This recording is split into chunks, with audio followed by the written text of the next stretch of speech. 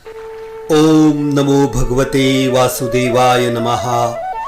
ओम नमो भगवते महालक्ष्मी देवेय नमः। ओम नमः शिवाय। ओम गण गण गणपतेय नमः। ओम सूर्याय नमः। श्रीमद् भागवत कथा। भगवान श्री कृष्ण अब द्वारका जाने के लिए तैयार है। कुंती जी ने जब सुना है श्री कृष्ण जी द्वारका जा रहे हैं, कुंती जी को भगवान का वियोग सहन नहीं हुआ। दिन भर मैं श्री कृष्ण का दर्शन करती रही हूं, श्री कृष्ण मेरी आंखों से दूर न जाए। जिसके वियोग में आपको दुख होता है वह आपका सच्चा प्रेम है।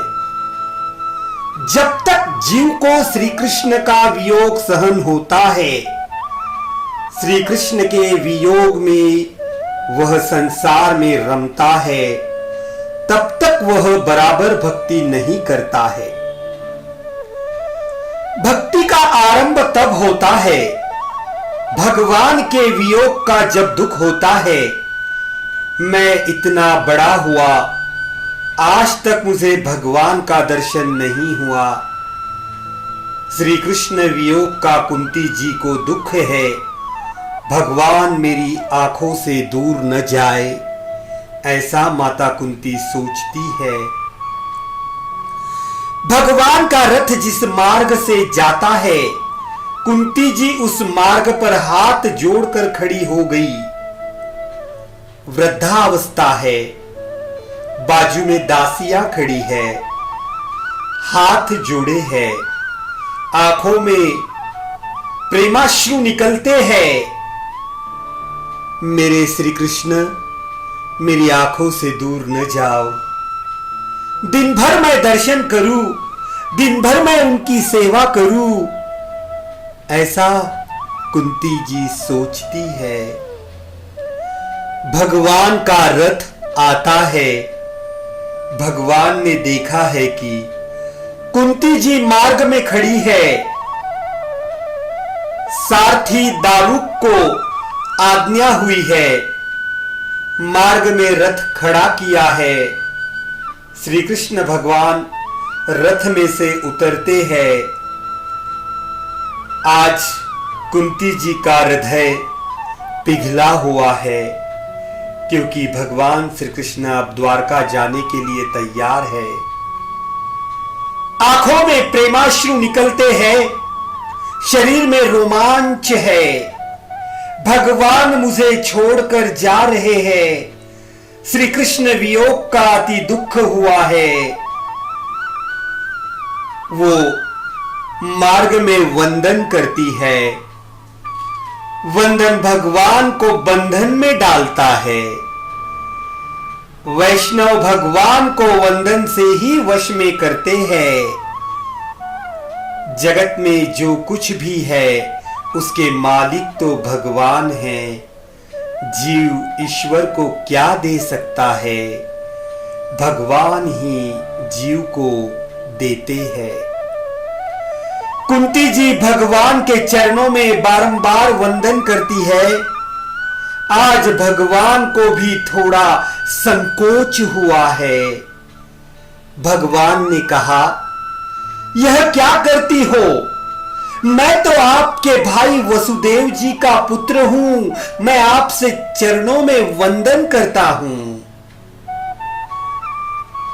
आज कुंती जी को ज्ञान प्राप्त हुआ है।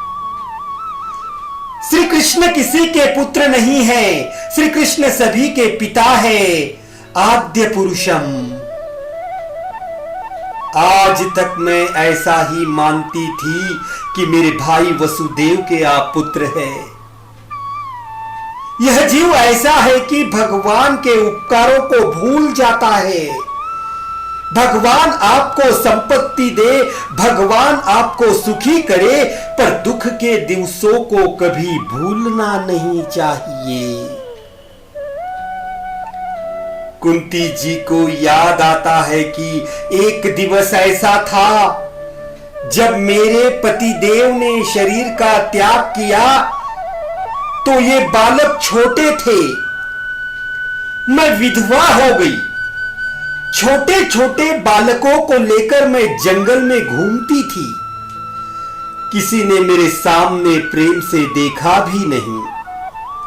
प्रेम से किसी ने मेरे साथ बात नहीं की। भगवान ने मेरा रक्षण किया।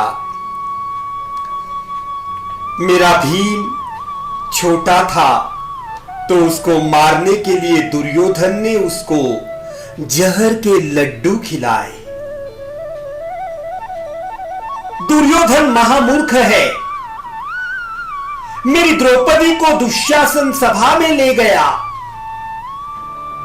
भीम ने वो लड्डू खा भी लिए, लेकिन भगवान ने इन सब का रक्षण किया। दुर्योधन महामूर्ख है। द्रौपदी हमारी दासी है। पांडव दास हो गए हैं, ऐसा वो कहता है। जो मन में आता है वह कहता है। दुशासन द्रौपदी की साड़ी खींचने लगा। मेरे भगवान दौड़ते हुए आ गए। भगवान जिसको ढकते हैं उसको कौन खुला कर सकता है। द्रौपदी को सुंदर साड़ी दी है। दुशासन थक जाता है। मेरी द्रौपदी की लाज आपने रखी। पांडवों को लाक्षागृह में जलाने का प्रयास किया, लेकिन आपने रक्षण किया। आपके एक एक उपकार मुझे याद आते हैं। मैं आपके चरणों में वंदन करती हूं। आपकी कृपा से पांडव सुखी हुए हैं। आपसे ही हमारे घर की शोभा है। घर की शोभा भगवान से होती है। जिस घर में भगवान की सेवा नहीं है वह घर स्मशान के जैसा है। जिस घर में भगवान की सेवा पूजा नहीं होती है उस घर में पानी भी नहीं पीना चाहिए। वह घर बहुत ही अशुद्ध है। घर की शोभा भगवान से है। आपके घर में जो सबसे अच्छी जगह हो वहां भगवान को रखो। आजकल बहुत से लोग रसोई घर में ही एक साधारण सी जगह में भगवान को बैठा देते हैं। भगवान मालिक है। भगवान लक्ष्मी के पति है। घर छोड़ना नहीं, घर में सेवक बनकर रहो। भगवान को मालिक मानो। मेरे घर के मालिक भगवान हैं। भगवान ने यह सब कुछ दिया है। जो घर में सेवक बनकर रहता है उसका मन नहीं बिगड़ता। जो अपने को मालिक समझता है उसका मन बिगड़ गया, उसका मन बिगड़ जाएगा। जीव तो तन का भी मालिक नहीं है, वह धन का मालिक कैसे हो सकता है। आपसे हमारी शोभा है, कृपा करो। कुंती जी ने आरंभ में वंदन किया है, समाप्ति में भी वंदन करती है। वंदन से अन्य कोई साधन ही नहीं है जिससे जीव ईश्वर को वश में कर सके। ये फूल तो भगवान ने बनाए हैं, फूल में सुगंध भगवान ने रखी है, मानव का इसमें क्या है। जगत के मालिक भगवान हैं, भगवान को भावपूर्ण वंदन करो। कुंती जी का यह प्रेम देखकर भगवान प्रसन्न हुए, द्वारका जाने के लिए तैयार हुए थे। कुंती जी के राजमहल में गए। कुंती जी को आनंद होता है, मेरे ऊपर बहुत कृपा है, मुझे बहुत मानते हैं। मैं मार्ग में हाथ जोड़कर खड़ी रही, इसलिए भगवान मेरे यहां आए हैं, भगवान मेरे लिए आए हैं। अर्जुन को ऐसा लगता है मेरे ऊपर उनका बहुत प्रेम है। कल भगवान ने मुझसे कहा मैं द्वारका जाने वाला हूं, मेरी आंख में से आंसू आए, भगवान ने देखा था।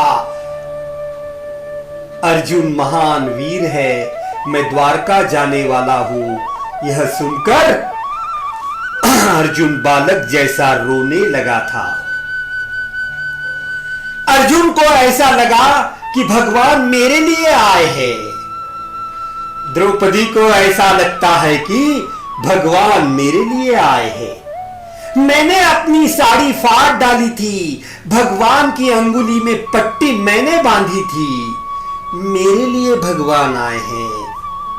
सुभद्रा जी को ऐसा लगता है कि मैं तो उनकी छोटी बहन हूं, मेरे ऊपर उनका बहुत प्रेम है।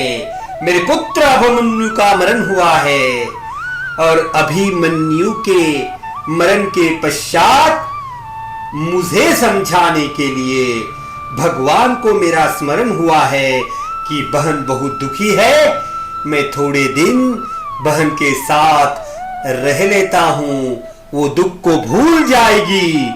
इसलिए सुभद्रा जी कहती है कि भगवान मेरे लिए आए हैं।